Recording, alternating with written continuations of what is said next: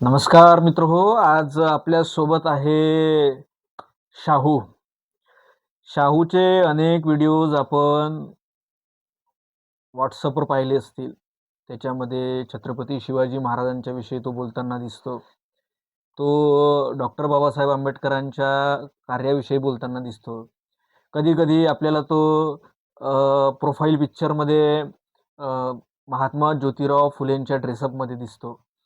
आणि वेगवेगळ्या ठिकाणी शिवाजी महाराजांच्या समतेचा विचार तो वामनदादा अर्डक असतील किंवा पोवाडे असतील याच्या माध्यमातून तो मांडत असतो. आज आपण त्याच्याशी चर्चा करण्याच्या आधी आपण त्याच्याकडून एक वामनदादा अर्डकांची जी कविता शिवाजी महाराजांच्या समतेच्या विचारावर आहे ती त्याच्याकडून आपण आता ऐकूया. शाहू, आम्हाला ते वामनदादा अर्डकांची जी कविता आहे शिवरायांच्या छायेखाली ती तू म्हणून दाखव. शिवरायांच्या छायेखाली मुडीच नव्हती वान, शिवरायांच्या छायेखाली मुडीच नव्हती वान, म्हणून आनंदाने नांदत होते हिंदू मुसलमान, ताडराणी तडपत होते तिच्या रूपाचे गुण, अशीच देखणी होती एका मुसलमानाची सुना. पण माझा राजा त्या तरुणीला आई म्हणाला, राजा तू सिलवान, म्हणून आनंदाने नांदत होते हिंदू मुसलमान, म्हणून आनंदाने नांदत होते हिंदू मुसलमान. माझ्या राजाने काय केलं? स्वराज्याची स्थापना केली मंडळी. त्यांनी ना कधी भेदभाव केला नाही.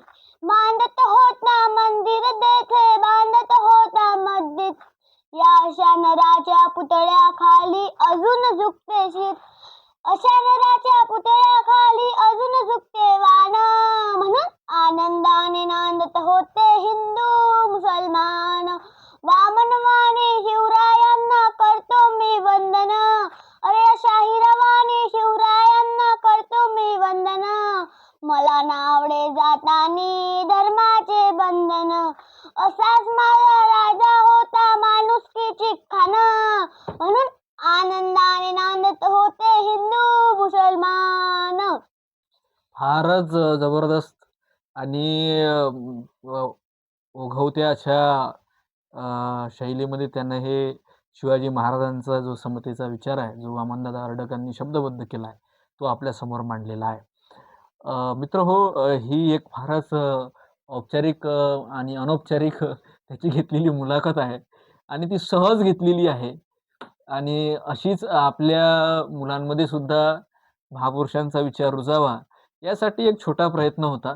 आपणही तो करावा अशी आपल्या सर्वांना माझी फक्त एक सूचना आहे. मानणं न मानणं आपल्याकडे आहे. धन्यवाद.